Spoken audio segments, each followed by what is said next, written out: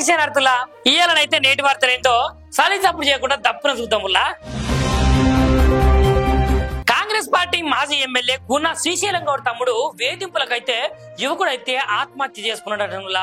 కుత్బుల్లాపూర్ మాజీ ఎమ్మెల్యే కూన శ్రీశైలం గౌడ్ తమ్ముడు ఎవరైతే ఉన్నారో శ్రీనివాస్ గౌడ్ దగ్గరనైతే 8 సంవత్సరాల నుంచి అయితే పనిచేస్తున్నటువంటి కుమార్ యాదవ్ అనే యువకుడైతే గతంలో కుత్బుల్లాపూర్ కాంగ్రెస్ పార్టీ నుంచి ఎంపీపీగానైతే పనిచేసి శ్రీనివాస్ గౌడ్ కు చెందినటువంటి సమ్మక్క సారక్క కాంక్రీట్ వర్క్ పని మీదనైతే ఆయన కంపెనీ తోటైతే ₹1 కోటి పైచులకైతే దొంగిలించారని కుమార్ యాదవ్ మీదనైతే నెపం మోపినట ఎమ్మెల్యే తమ్ముడు శ్రీనివాస్ గౌడ్ నాకైతే ఏం సంబంధం లేదని వినకుండా ఇబ్బందులకైతే గురి చేసినట శ్రీనివాస్ గౌడ్.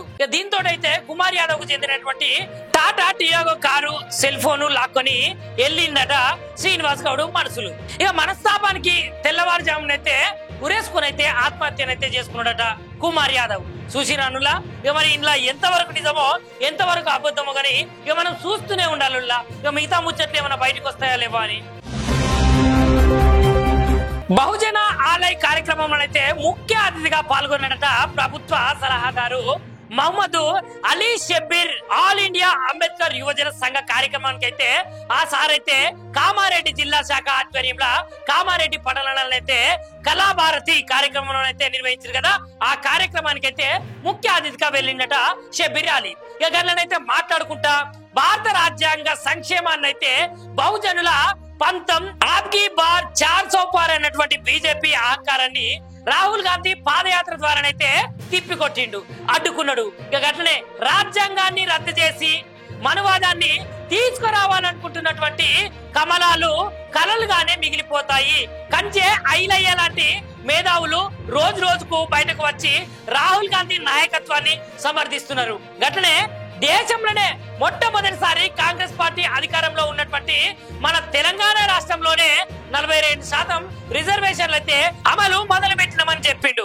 ఇక స్థానిక ఎన్నికలనైతే మనం అందరము కలిసి ఏకంగా ఐకమత్యంగా కాంగ్రెస్ పార్టీకి మద్దతు తెలుపుకుంటా సర్పంచ్ ఎలక్షన్లనైతే అందరినీ గెలిపించుకోవాలి.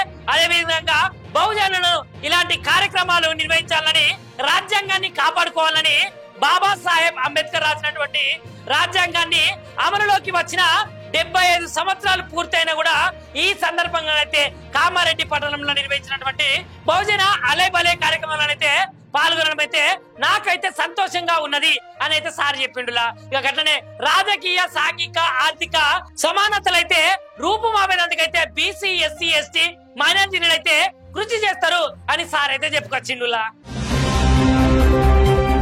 కాంగ్రెస్ పార్టీ ఇన్ఛార్జి మేడం ఎవరో ఎరికేనా గదేనులా నటరాజన్ మేడం ఉన్నది కదా.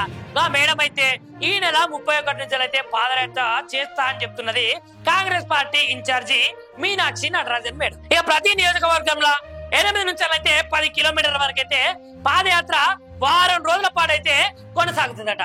మరి ఈ పాదయాత్రకైతే ఇవాళ సాయంత్రానికి అయితే షెడ్యూల్ అయితే పూర్తిగా విడుదల చేస్తారట.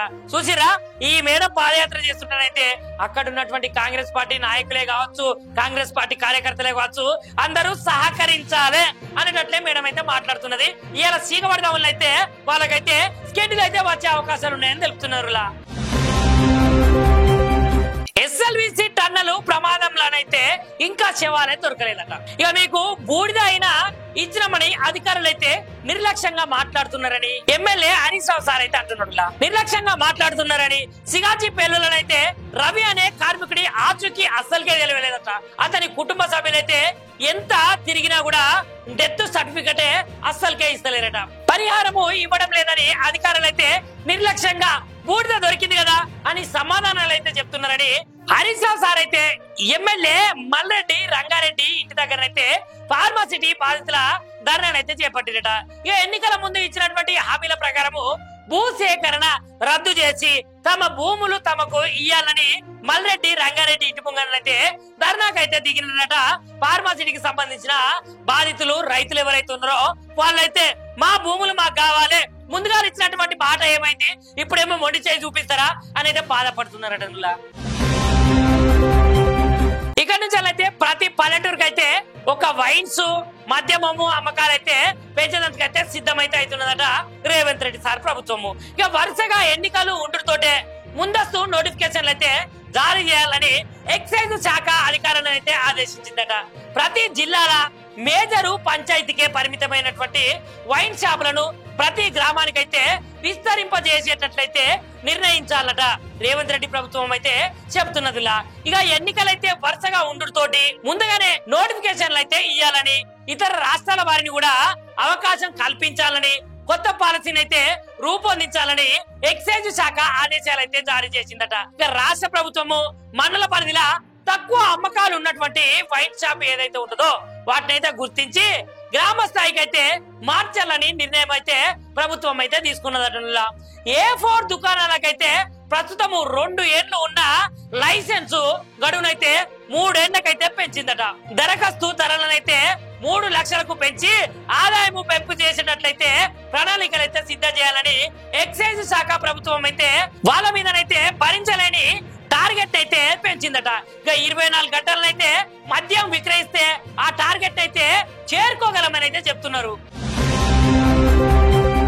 ఇయాలనైతే భారతీయ జనతా పార్టీ ఆధ్వర్యంలో అయితే బంజారా హిల్స్ రోడ్ నెంబర్ 2 వల్ల అమ్మవారి టెంపుల్ ధ్వంసం చేసిన సంఘటన అయితే మనందరికీ తెలిసే కదా.